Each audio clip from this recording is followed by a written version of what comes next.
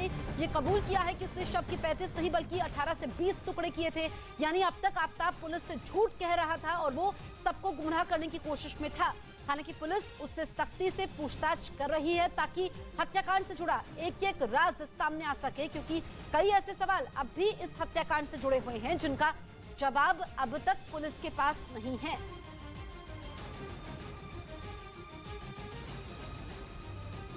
यानी आफताब पुलिस को गुमराह करने का कोई मौका नहीं छोड़ रहा, क्योंकि पहले उसने शव के 35 टुकड़े कर जंगल में फेंकने की बात कही थी। बताया गया कि श्रद्धा की हत्या करने और उसके शव के टुकड़ों को ठिकाने लगाने के बाद वो सबसे पहले मुंबई भागा था। वहीं पुलिस मुंबई के अलावा उत्तराखंड और हिमाचल प्रदेश समेत उन राज्यों से भी उसके खिलाफ सबूत इकट्ठा करने में जुटी है जहां श्रद्धा और आफताब एक साथ घूमने गए थे। इसके अलावा बताया गया कि आफताब के लैपटॉप से भी पुलिस को कई जानकारियां मिली हैं, जिन्हें वो छिपाने की कोशिश कर रहा है। इसी वजह से पुलिस अब उससे पूछताछ में कई साइकेट्रिस्ट यानी मनोचिकित्सकों की भी मदद ले रही है। बताया गया कि इस केस से जुड़े सभी लोग जैसे आफताब के दोस्त या उसे दिल्ली में मकान दिलवाने वाला शख्स से पुलिस पूछताछ में जुटी है। वहीं श्रद्धा के परिवार के साथ साथ आफताब के घर वाले भी पुलिस के संपर्क में हैं। श्रद्धा हत्याकांड में अभी भी कई ऐसे सवाल हैं जिनके जवाब मिले बिना इस मामले की गुत्थी नहीं सुलझ सकती। खबर है कि इसी वजह से दिल्ली पुलिस ने आरोपी आफताब से पूछताछ में सख्ती बरतनी शुरू कर दी है, ताकि पुलिस को ये पता लग सके कि आफताब ने अचानक गुस्से में श्रद्धा का कत्ल किया था या फिर इसके लिए उसने पहले से ही साजिश रची थी। वहीं हत्या में इस्तेमाल हथियार और श्रद्धा के कपड़े भी पुलिस को अभी बरामद करने हैं। इसके अलावा शव के सिर समेत दूसरे हिस्सों का मिलना भी अब तक बाकी है। वहीं पुलिस को उन पॉलिथीन की भी तलाश है जिनमें शवों के टुकड़ों को रखकर जंगल में फेंका गया था।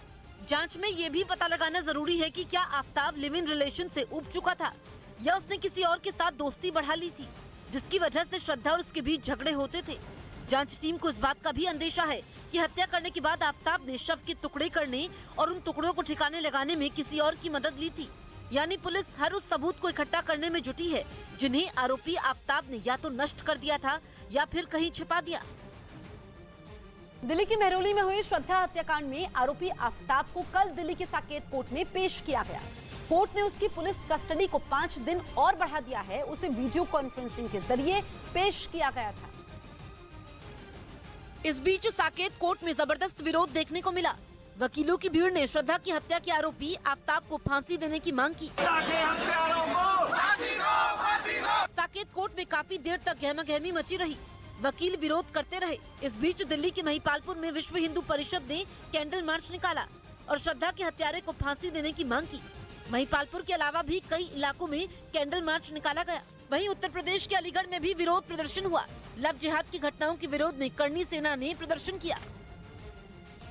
श्रद्धा हत्याकांड में दिल्ली पुलिस की टीम लगातार सर्च ऑपरेशन कर रही है। मेहरौली के जंगलों में लगातार श्रद्धा के शव के टुकड़ों की तलाश चल रही है। आफताब ने जो जगह बताई उसी के आसपास सर्च ऑपरेशन को अंजाम दिया जा रहा है, लेकिन अभी तक ये कंफर्म नहीं हो पाया है कि शव के टुकड़े श्रद्धा के ही हैं या किसी और के। पुलिस ने अब दिल्ली के 15 जिलों के 178 थानों को भी इस जांच में शामिल कर लिया है। सभी थानों से ये पूछा गया कि मई महीने से जितने भी अज्ञात शव या टुकड़े बरामद हुए हैं उनकी जांच में क्या रिजल्ट आया है। वहीं जांच के समय पुलिस को आफताब के दिल्ली वाले फ्लैट से ये वैक्यूम क्लीनर मिला है। शक है कि इसी वैक्यूम क्लीनर का इस्तेमाल आफताब ने फर्श पर बिखरे खून को साफ करने के लिए किया था। हालांकि इसकी पुष्टि फॉरेंसिक जांच के बाद ही होगी।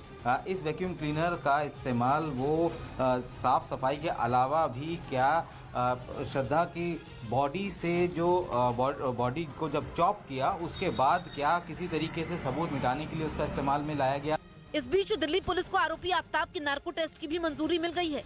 आफताब ने अब नार्को टेस्ट करवाने की हामी भर दी है। माना जा रहा है कि नार्को टेस्ट के जरिए आफताब से कई राज फाश होंगे। दिल्ली पुलिस आफताब को उत्तराखंड और हिमाचल प्रदेश भी लेकर जाना चाहती है। श्रद्धा और आफताब दोनों इन दोनों ही जगह पर गए थे।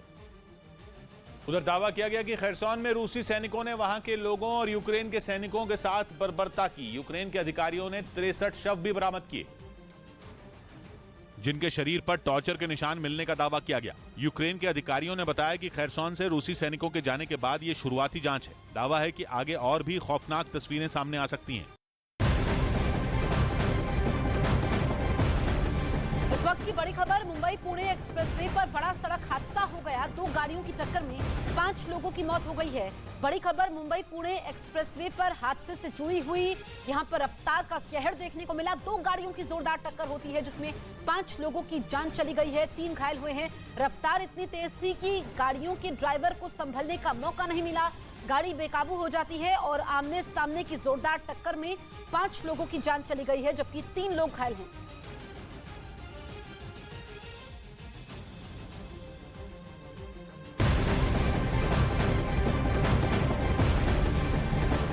बड़ी खबर, आतंकवाद से जुड़ी गतिविधियों पर लगाम लगाने के लिए नई दिल्ली में आज से नो मनी फॉर टेरर सम्मेलन का आयोजन किया जा रहा है, जिसे आज सुबह 9:30 बजे पीएम मोदी संबोधित करेंगे। इस कॉन्फ्रेंस में 72 देशों के प्रतिनिधि शामिल हो सकते हैं। वहीं पाकिस्तान इस कॉन्फ्रेंस में हिस्सा नहीं ले रहा है।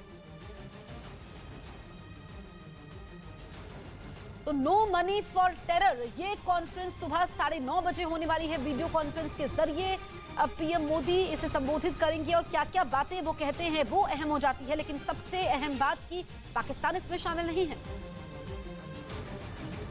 खबर है कि यूक्रेन के जवानों को स्पेन ट्रेनिंग देने वाला है। वो यूक्रेन के 2000 से ज्यादा सैनिकों को युद्ध के गुर सिखाएगा जो स्वीडन की मिलिट्री एकेडमी में ही ठहरेंगे और वहीं उनको ट्रेनिंग दी जाएगी। स्पेन यूरोपीय यूनियन के मिशन के तहत यूक्रेन के सैनिकों को ट्रेनिंग देगा, जिसका मकसद रूस के खिलाफ यूक्रेन की लड़ाई को मजबूत करना है। स्पेन के रक्षा मंत्रालय ने जानकारी दी कि वो 2400 जवानों को ट्रेन करेगा।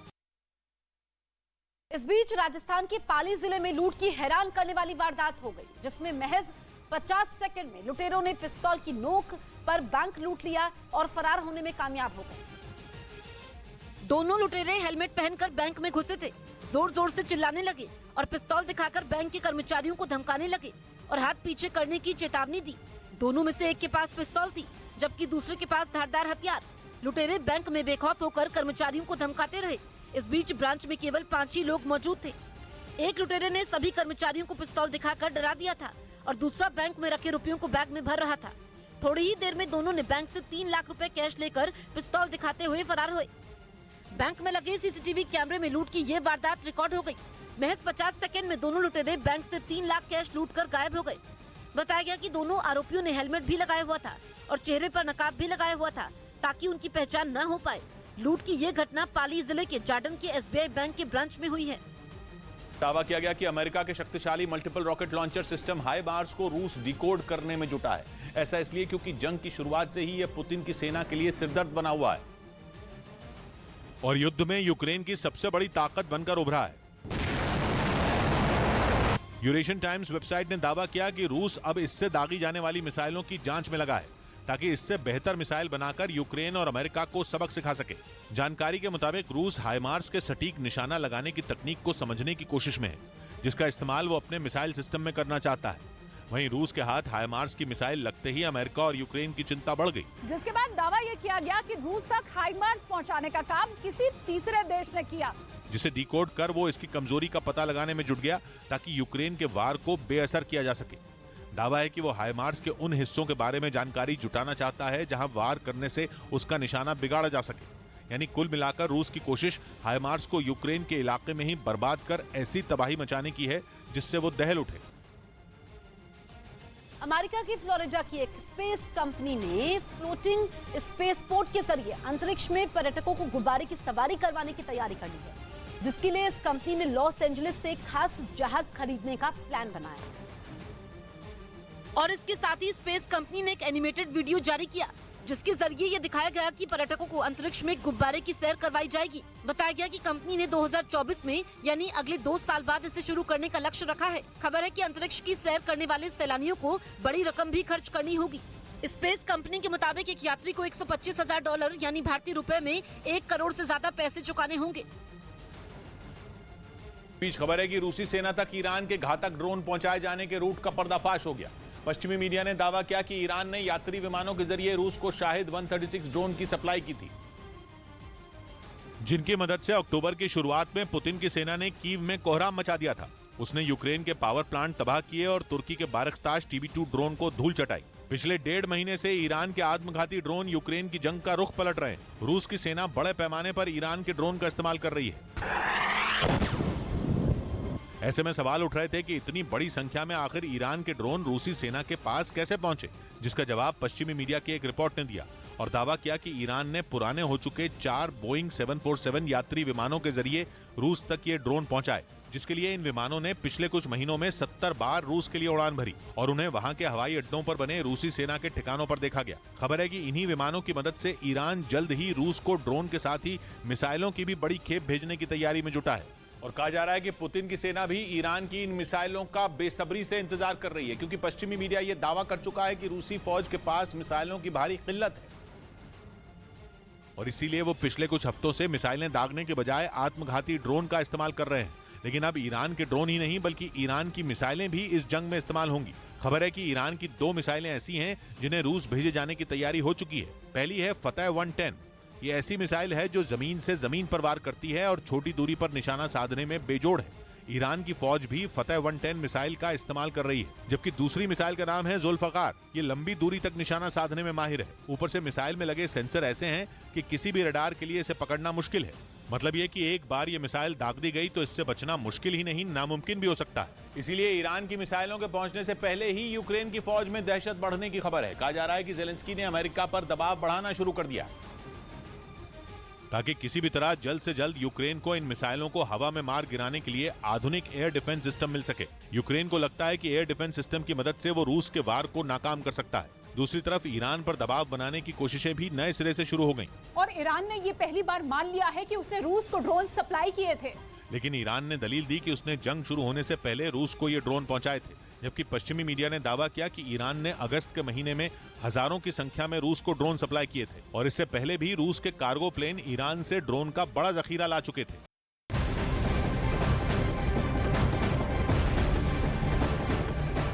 सुरक्षा परिषद की बैठक में भारत ने कश्मीर मुद्दे को उठाने पर पाकिस्तान को घेरा और कहा कि पाकिस्तान कुछ भी कहे पर जम्मू कश्मीर भारत का अखंड हिस्सा है। तो भारत ने यूएनएससी में बयान दिया है, पाकिस्तान को घेरा है। पाकिस्तान ने जम्मू कश्मीर का मुद्दा उठाया था, इससे पहले भी पाकिस्तान ये कई बार कर चुका है और हर बार भारत पाकिस्तान को बेनकाब करता है। जो यूएनएससी में भारत ने बयान दिया है उसमें साफ तौर पर कहा कि पाकिस्तान चाहे कुछ भी कहे लेकिन जम्मू कश्मीर भारत का अखंड हिस्सा है।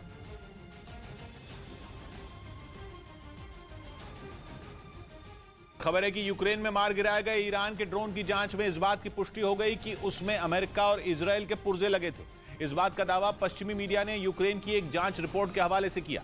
ईरान ने यह ड्रोन रूस को यूक्रेन के खिलाफ जंग लड़ने के लिए दिया था और रूस ने कीव समेत कई शहरों में ईरान के खतरनाक ड्रोन से तबाही मचा दी थी। ईरान के शाहिद 136 ड्रोन के हमले को देखकर लगने लगा था कि यूक्रेन के पास इसका कोई जवाब ही नहीं है। रूस जब चाहता था वो शाहिद 136 ड्रोन से यूक्रेन के शहरों पर हमला बोल देता था, लेकिन इसके ताबड़तोड़ हमलों के बीच ही यूक्रेन ने कई बार ये दावा किया कि उसने कई शाहिद 136 ड्रोन ढेर कर दिए।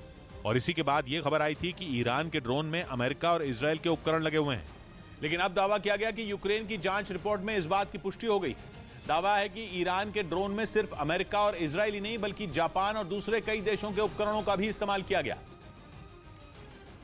लेकिन ड्रोन में जो सबसे अहम पुर्जा इस्तेमाल किया गया वैसा उपकरण इजराइल की कंपनी बनाती है। ये पुर्जा ड्रोन में लगाया जाने वाला लेंस है जिसकी मदद से वो जासूसी करने के साथ हमले की सटीक लोकेशन का भी पता लगाता है। इस दावे के बाद अब इस बात का पता लगाया जा रहा है कि ईरान के हाथ इजराइल में बने लेंस कैसे लगे, क्योंकि इजराइल और ईरान के बीच की दुश्मनी जग जाहिर है।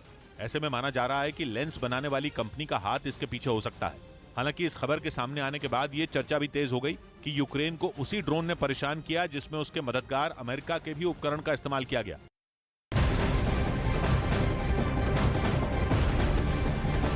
इस वक्त की बहुत बड़ी खबर आ रही है गाजा पट्टी से, जहां एक इमारत में आग लगने से कम 21 फिलिस्तीनियों की मौत हो गई, जिसमें बच्चे और महिलाएं भी शामिल हैं। इस आगजनी में कई लोग घायल हुए हैं। उत्तरी गाजा पट्टी में घनी आबादी वाले जाबालिया शरणार्थी शिविर में एक 4 मंजिला रिहायशी इमारत की ऊपरी मंजिल में आग लगी और आग को काबू पाने में दमकल कर्मियों को 1 घंटे से ज्यादा का समय लग गया।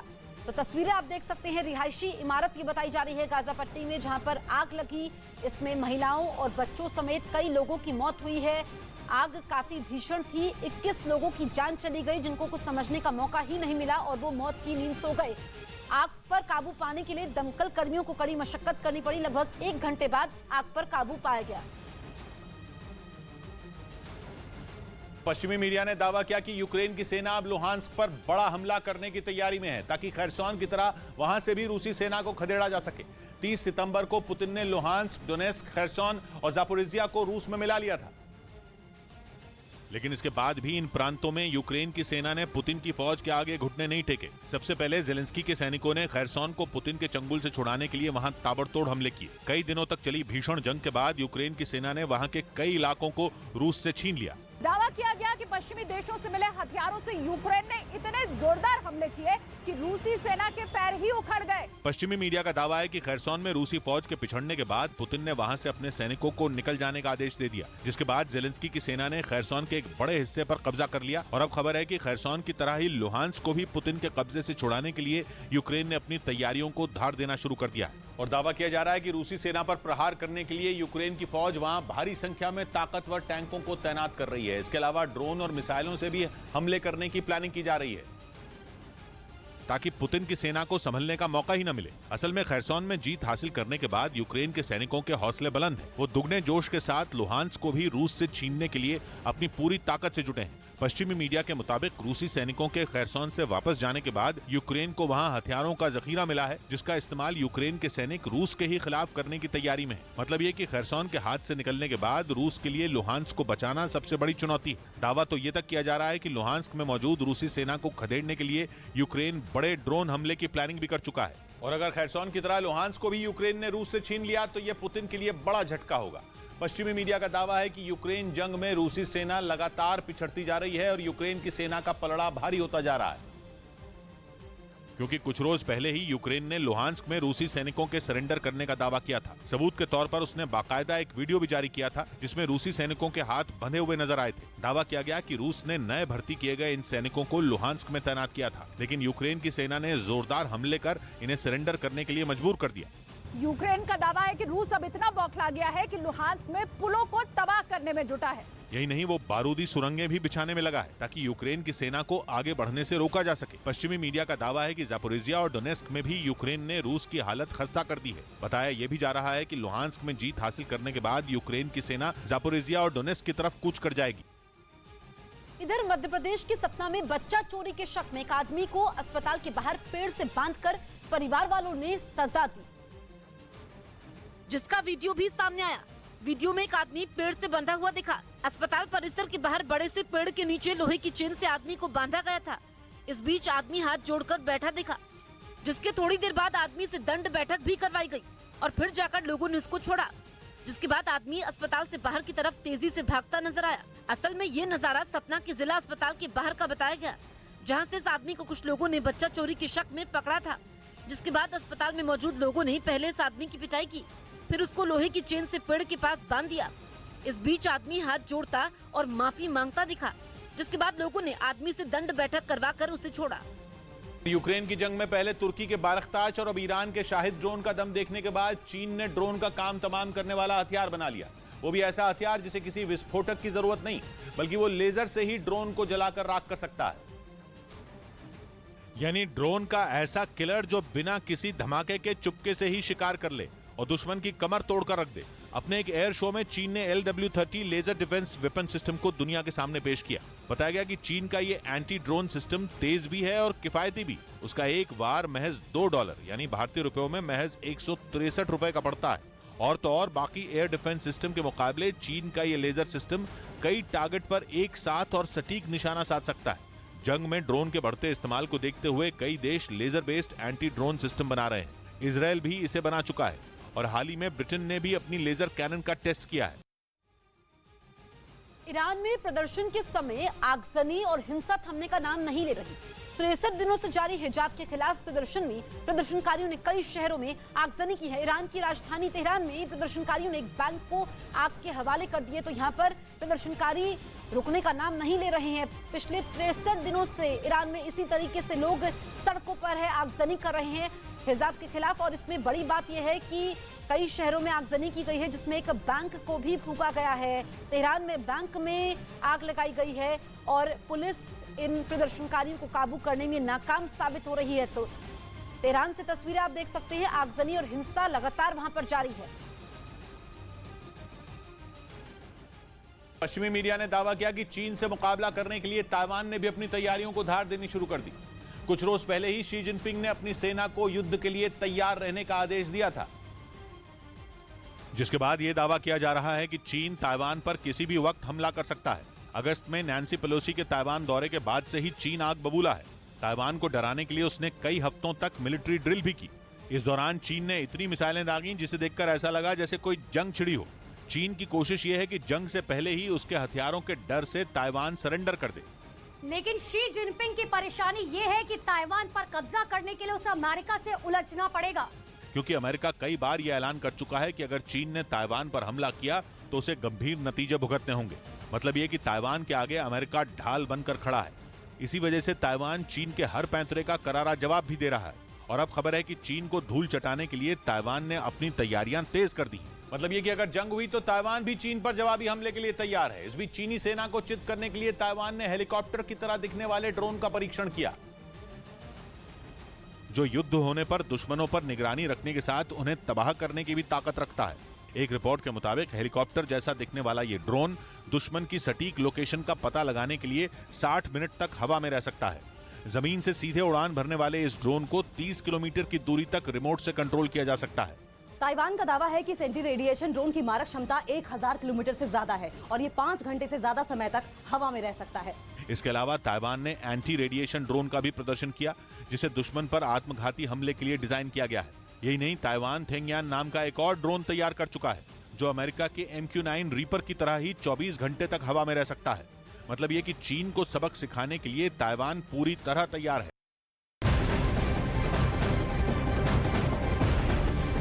बड़ी खबर दिल्ली से आ रही है। दिल्ली के उपराज्यपाल ने डीडीसी के वाइस चेयरमैन जैस्मीन शाह को मिलने वाली सभी सरकारी सेवाओं और सुविधाओं पर तत्काल प्रभाव से रोक लगा दी है। जैस्मीन शाह के दफ्तर पर तुरंत ताला लगाने का निर्देश दिया गया है।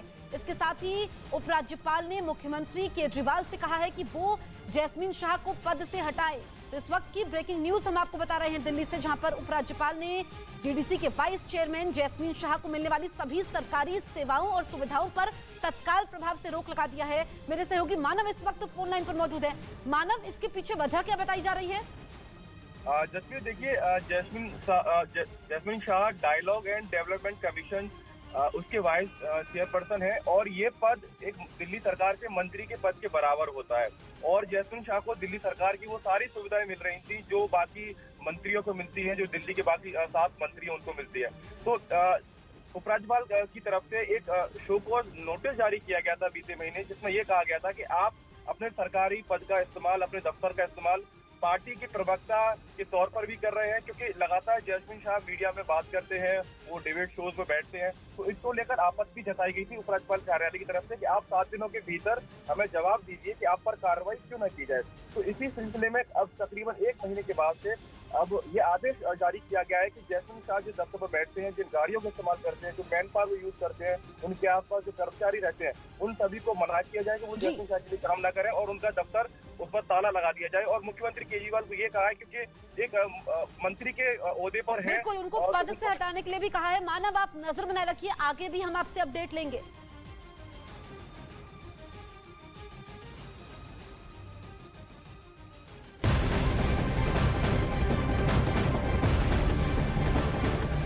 उत्तरी इलाक से ब्रेकिंग न्यूज आपको बता दें, यहाँ एक गैस टैंक में जोरदार धमाका हुआ है जिसमें 6 लोगों की मौत हो गई है। तस्वीरें भी हम आपको दिखाएंगे किस तरीके से वहां पर टैंक में धमाका हुआ। इस बीच एक और बड़ी खबर हम आपको बता देते हैं। गुजरात से ये बड़ी खबर है, जहां पर कांग्रेस पर पूर्व विधायक ने गंभीर आरोप लगाए हैं। टिकट के बदले पैसे मांगने का आरोप यहां पर कांग्रेस पर लगाया गया है। पूर्व विधायक कामिनी बा ने ये गंभीर आरोप लगाए हैं कि उनसे टिकट के बदले पैसे मांगे गए। एक एजेंट का उनके पास फोन आता है जो पैसों के लेन देन के बारे में बात करता है। तो कांग्रेस की पूर्व विधायक हैं ये, जिन्होंने गंभीर आरोप लगाए हैं। और गुजरात विधानसभा चुनाव बेहद नजदीक, दिसंबर के शुरुआती हफ्ते में 2 चरणों में ये चुनाव है और ऐसे में अब यहां पर ये कांग्रेस की मुश्किलें बढ़ती हुई नजर आ रही है इस खबर के बाद, क्योंकि गुजरात विधानसभा चुनाव से पहले कांग्रेस के लिए ये बुरी खबर के तौर पर देखा जा रहा है। देहगाम से पूर्व विधायक कामिनी बा ने पार्टी पर ये चौंकाने वाले आरोप लगाए हैं। उन्होंने कहा कि आगामी विधानसभा चुनावों के लिए टिकट के बदले में उनसे पैसों की मांग की गई थी।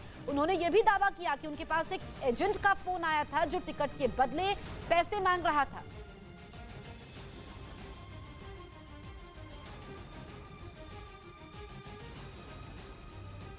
इधर खबर है कि ग्रीस से तनाव के बीच तुर्की को अमेरिका से F-16 फाइटर जेट मिलने पर संकट मंडराने लगा है, क्योंकि पश्चिमी मीडिया ने दावा किया कि अमेरिका के 20 से ज्यादा सांसद इस डील के खिलाफ खड़े हो गए।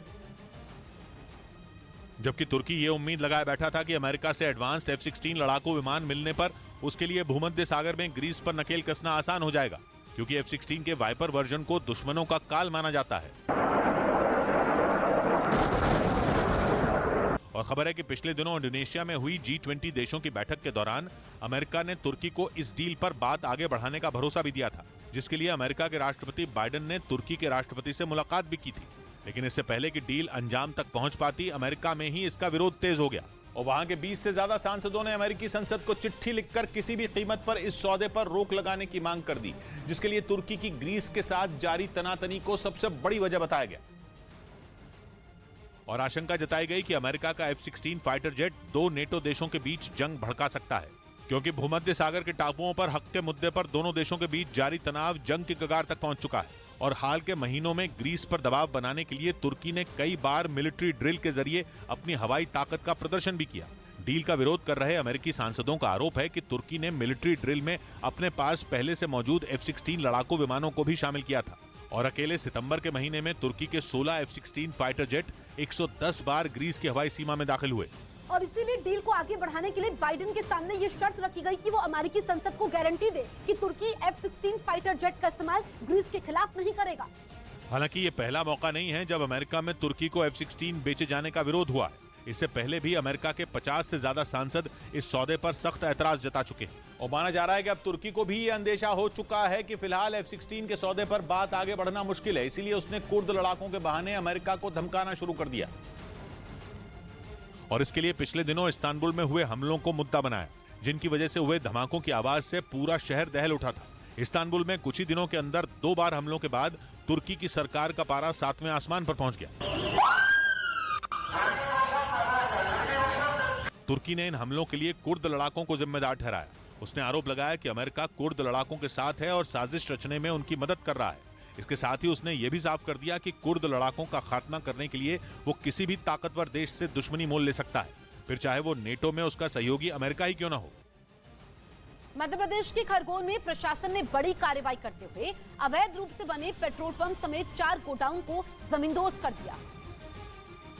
असल में खरगोन जिले के औद्योगिक इलाके नीमरानी में प्रशासन ने अवैध डीजल, मिक्स लिक्विड और गेहूं, यूरिया के अवैध लेन देन पर कार्रवाई की थी और इसी की जांच को आगे बढ़ाते हुए प्रशासन ने अवैध रूप से संचालित हो रहे बायोडीजल पंप और यूरिया गोदाम समेत 3 जगहों पर बुलडोजर चलाकर पक्के निर्माण को तोड़ा। इस बीच प्रशासनिक और पुलिस अधिकारियों के साथ साथ भारी संख्या में पुलिस बल और प्रशासनिक अमला मौजूद था। अवैध रूप से जो गोदाम बने थे, पेट्रोल पंप की बिल्डिंग बनी थी। इस कार्रवाई पर पुलिस का कहना है कि जांच में सारे निर्माण अवैध पाए गए थे। जहां उनका प्लॉट है, निर्माण वहां न होकर दूसरी जगह करवाया गया था, जिसकी वजह से प्रशासन और पुलिस ने मिलकर इसके खिलाफ कार्रवाई की। पुतिन की सेना के एक और कर्नल की रहस्यमयी हालत में मौत हो गई। कई सवाल खड़े हो गए। पश्चिमी मीडिया ने दावा किया कि रूस की आर्मी के कर्नल को रूस के जवानों ने ही गोली मारकर मौत के घाट उतार दिया, क्योंकि पुतिन के आदेश पर वो यूक्रेन युद्ध के लिए रिजर्व फोर्स तैयार कर रहे थे, जिसमें जबरन लोगों को भर्ती किया जा रहा था। पश्चिमी मीडिया का दावा है कि जबरन सेना में भर्ती होने का विरोध कर रहे कुछ लोगों ने ही उनकी गोलियां मारकर हत्या कर दी। हालांकि रूस ने दावा किया कि उनके कर्नल की हत्या नहीं हुई, बल्कि उन्होंने खुदकुशी की है। पश्चिमी मीडिया के हवाले से जानकारी दी गई कि मारे गए कर्नल वादिम बॉयका की ड्यूटी एक मोबिलाइजेशन कैंप में लगी थी, जहां वो सेना के लिए नई भर्तियां कर रहे थे और जवानों को ट्रेनिंग दे रहे थे। बताया गया कि ट्रेनिंग सेशन खत्म होने के बाद जब वो अपने ऑफिस में घुसे तो वहां गोलियां चलने की आवाज आई और बाद में उनका शव वहां से बरामद किया गया। इस घटना के बाद रूस में पुतिन के खिलाफ बगावत की खबरों ने एक बार फिर जोर पकड़ लिया और पश्चिमी मीडिया ने दावा किया कि बहुत जल्द सैनिकों की ये बगावत पुतिन के लिए बड़ी मुसीबत बन सकती है। असल में रूस की सेना के कई अधिकारी पहले भी अपने जवानों के विरोध का सामना कर चुके हैं और ये आरोप भी लगा चुके हैं कि पुतिन के आदेश पर आम लोगों को जबरन जंग में झोंका जा रहा है। पश्चिमी मीडिया की खबर है कि खैरसौन में घुटनों पर आने के बाद रूस की सेना के हौसले पस्त हो चुके हैं, इसलिए नए भर्ती जवानों को सख्त ट्रेनिंग दी जा रही है ताकि वो किसी भी सूरत में मैदान छोड़कर न भागें। रूस के राष्ट्रपति ने करीब 3 लाख नए सैनिकों की रिजर्व फोर्स तैयार करने का आदेश दिया था, लेकिन नए सैनिकों की बगावत और कर्नल रैंक के अधिकारी की हत्या से उनके इस टारगेट को पूरा होने में वक्त लग सकता है। पश्चिमी मीडिया का यह दावा भी है कि कर्नल की हत्या के बाद रूस की सेना के कई अधिकारी नए सैनिकों को ट्रेनिंग देने से डर रहे हैं।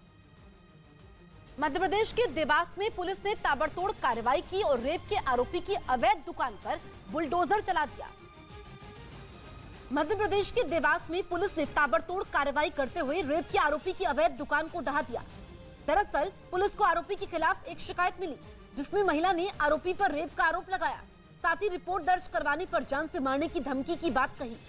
शिकायत मिलते ही हरकत में आई पुलिस ने आरोपी को महज 6 घंटे के अंदर ही पकड़ लिया और कोर्ट में पेश कर दिया, जहां से उसे न्यायिक हिरासत में भेज दिया गया।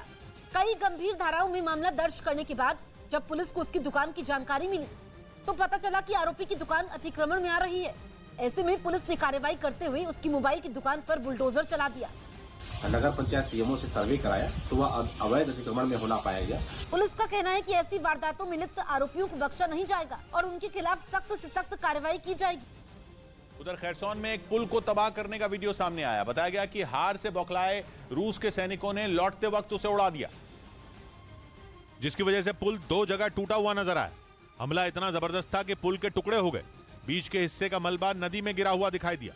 खरसौन का यह पुल नीप्रो नदी पर बना हुआ है। दावा है कि वहां यूक्रेन ने लगातार हमले करके रूस की फौज को काफी नुकसान पहुंचाया था। उसे खरसौन छोड़कर भागने पर मजबूर कर दिया, जिसका बदला रूस के सैनिकों ने जाते जाते पुल को तबाह करके लिया।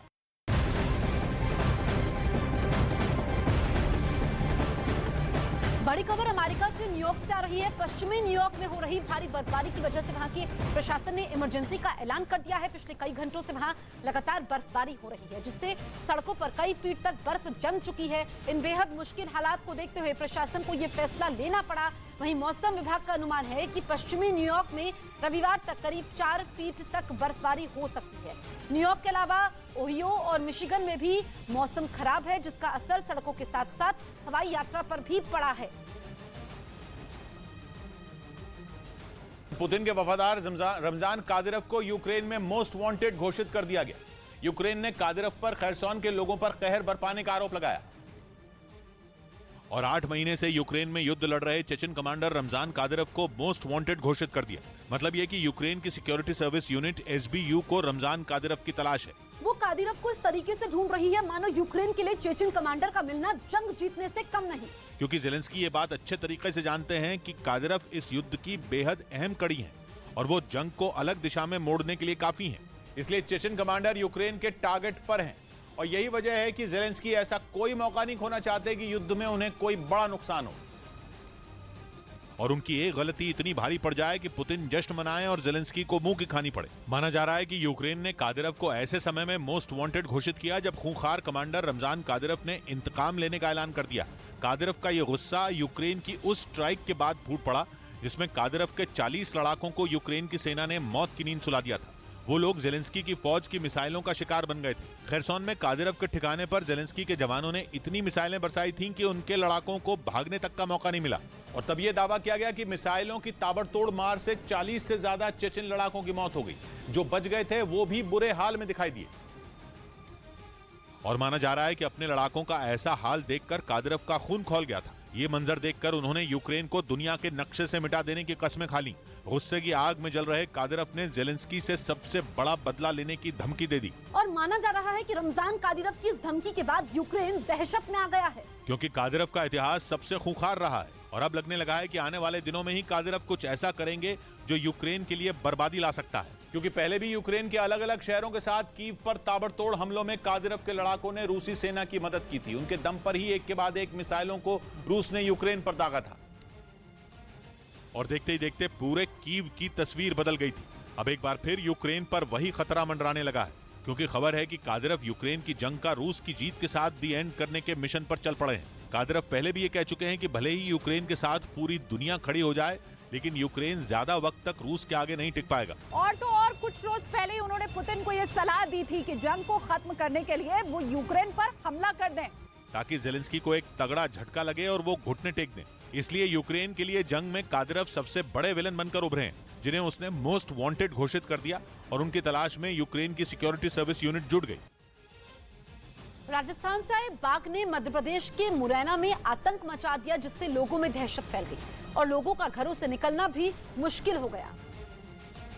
मध्य प्रदेश के मुरैना में गांव वाले दहशत में जी रहे हैं, क्योंकि गांव में एक बाघ घुस आया और उसने एक लड़के पर हमला कर दिया, जिसे इलाज के लिए ग्वालियर रेफर किया गया। बाघ की खबर जैसे ही पुलिस और वन विभाग की टीम को मिली, टीम मौके पर पहुंची और बाघ की तलाश में जुट गई। लेकिन घंटों की मशक्कत के बाद भी ना तो बाघ का रेस्क्यू किया गया और ना ही उसकी लोकेशन ट्रेस हुई। ऐसे में गाँव वालों की चिंता अब भी बनी हुई है कि कहीं बाघ किसी और को अपना शिकार न बना ले। जानकारी के मुताबिक बाघ राजस्थान के रणथंभौर से आया है और गांव में घूम रहा है। बाघ का डर गांव वालों में इस कदर है कि गांव वाले पूरी रात अपने घरों की छत पर बैठे रहे। दिन में भी हाल कुछ ऐसा ही रहा, क्योंकि बाघ के डर से लोग अपने घरों से भी नहीं निकल रहे हैं। फिलहाल पुलिस और वन विभाग की टीम मौके पर मौजूद है और लगातार बाघ को पकड़ने की कोशिशें कर रही है।